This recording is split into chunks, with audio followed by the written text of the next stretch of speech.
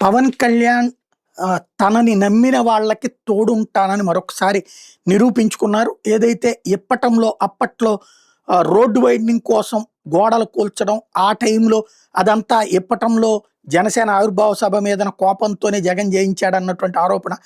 ఆ సందర్భంలో ఒక మహిళ నాగేశ్వరమ్మ అనే మహిళ పెద్ద ఎత్తున కేకలు వేస్తూ మీరందరూ ఓడిపోతారు, రేపొద్దున మా పవన్ కళ్యాణ్ వస్తాడు అని చెప్పడం.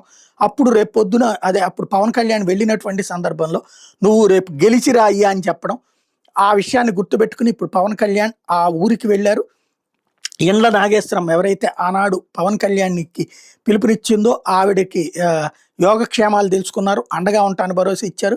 ఇవాళకి కూడా ఆవిడ కూలి పనులకు వెళ్తోందని తెలుసుకుని 50,000 రూపాయలు ఆర్థిక సాయం చేశారు. అట్లాగే ఆమె మనవడికి చదువులకు ఇబ్బంది అవుతుందంటే 1,00,000 రూపాయలు ఇచ్చారు.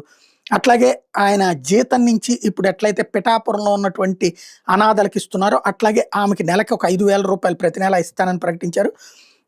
అదే సందర్భంలో వాళ్ళ మనవడికి సంబంధించిన క్యాన్సర్ ఇష్యూ తెలిసి 3,00,000 రూపాయలు సీఎంఆర్ఎఫ్ ఫండ్ నుంచి కూడా ఇచ్చారు. తర్వాత అమ్మ నీ పెద్ద కొడుకుని వచ్చా, నేను చూడడానికి వచ్చా, బాగున్నావా, నీ ఆరోగ్యం ఎలా ఉంది, 4 రోజులుగా నిన్ను చూసేందుకు వద్దామంటే అధికారిక కార్యక్రమాల వల్ల విలువట్లేదు, నీకు ఇచ్చిన మాట కోసం ఈరోజు పనులన్నీ వాయిదా వేసుకుని నీ కోసం వచ్చా. మంగళగిరి నియోజకవర్గం ఇప్పటం గ్రామానికి చెందిన వృద్ధురాలైనటువంటి ఇండ్ల నాగేశ్వరమ్మతో ఆయన మాట్లాడిన మాటలేది.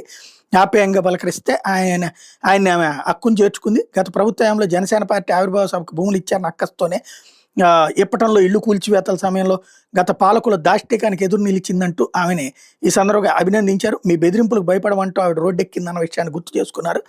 పవన్ కళ్యాణ్ స్వయంగా ఆ గ్రామానికి వెళ్ళి అందరికీ భరోసా ఇవ్వడం, నాగేశ్వరమ్మ ఇంటి కొడుకుగా అండగా నిలుస్తానని ప్రకటించడం, ఆ సందర్భంలో గెలిచిన తర్వాత తన ఇంటికి రమ్మనమని ఆమె కోరడం, ఆమెకి ఇచ్చినటువంటి మాట మేరకే తాను అక్కడికి వచ్చానని చెప్పడం, సంక్రాంతికి చీరా ఖర్చులకు 50,000 ఆర్థిక సాయమని, ఆ ఇంటి కొడుగ్గా నాగేశ్వరమ్మ గారికి సంక్రాంతి పండుగ కానుగ్గా చీర బహుకరించారు. ఖర్చుల నిమిత్తం 50,000 రూపాయలు ఆర్థిక సాయం ఇచ్చారు.